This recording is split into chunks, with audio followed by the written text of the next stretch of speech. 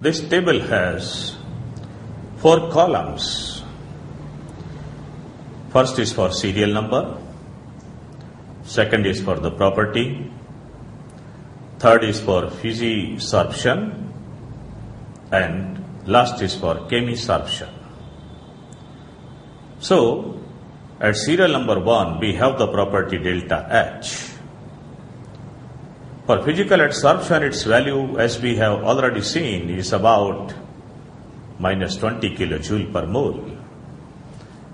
And for chemisorption, it has a range from minus 80 to minus 240 kilojoule per mole. The second property for comparison is bonding between adsorbent and adsorbate. For physical adsorption, we have van der Waals forces between them and they are weak. But in case of chemical adsorption, there is chemical bonding. Obviously, they are strong. Third property is temperature. For physical adsorption, it occurs usually at low temperature. As temperature is increased, the extent of adsorption also increases. But chemical adsorption occurs at higher temperature. The fourth point or the property for comparison is energy of activation. For physical adsorption, it doesn't have appreciable value. Usually it is less than 5 kilojoule per mole. But for chemical adsorption, it has high value. That's why it occurs at high temperature. Fifth, reversibility. Physical adsorption is fast, it's reversible, and therefore equilibrium is attained. While chemical adsorption is slow and irreversible. Sixth property is extent of adsorption. Regarding physical adsorption, more easily liquefiable gases, which have high value of critical temperature, are more easily adsorbed and to a large extent. That's why hydrogen, oxygen, nitrogen are less adsorbed, but gases like SO2, CH4, ammonia, etc. are more adsorbed. Well, as regards chemical adsorption, there is no such correlation. Seventh property is specificity.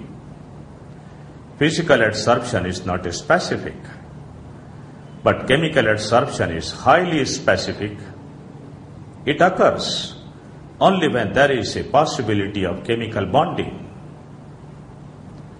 Eighth property is surface area. For physical adsorption, more is the area, more is the adsorption. And so is the case with chemical adsorption. Finally, ninth property is layer size. In case of physical adsorption, it is multimolecular, while in case of chemical adsorption, it is monomolecular.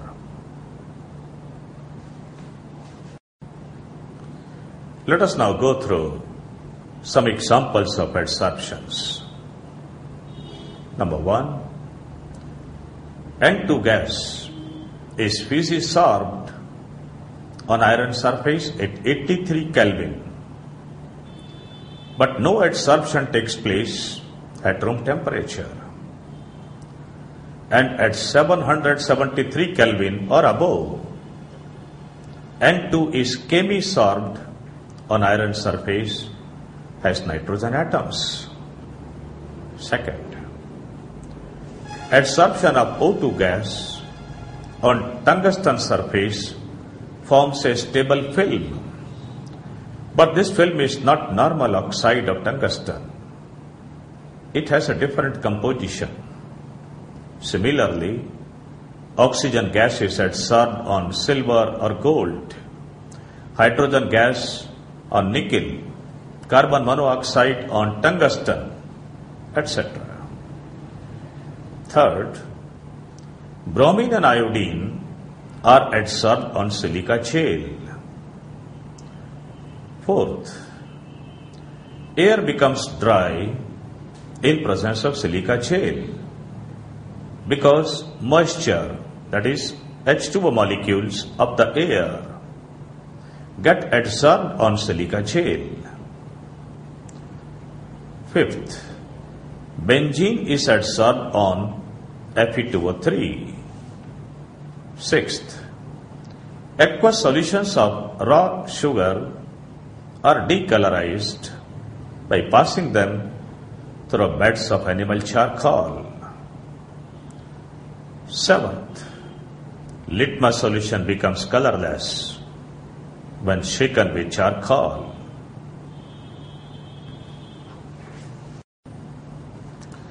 Factors affecting adsorption of gases on solid surface. The first factor is pressure. Adsorption of a gas on some solid surface can be illustrated by noting a decrease in the pressure of the gas on adsorption. This is physisorption, which we know is fast, reversible, and hence attain equilibrium state. So let at equilibrium X equal to mass in grams of the gas, that is adsorbate. M is equal to mass in grams of the solid adsorbent. P is equal to pressure of the gas.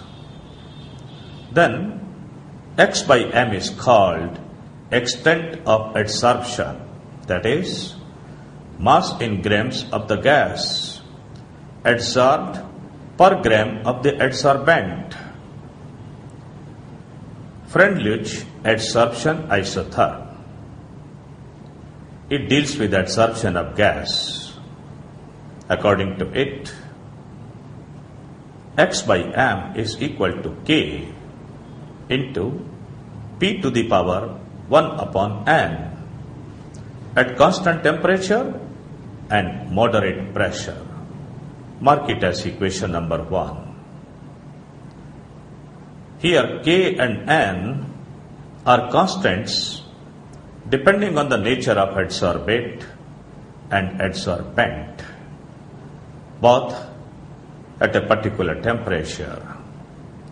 The value of N is usually more than 1 at moderate pressures, but becomes nearly 1 at low pressures. Of course, at very high pressure, X by M becomes proportional to P to the power 0. That is, adsorption becomes independent of pressure.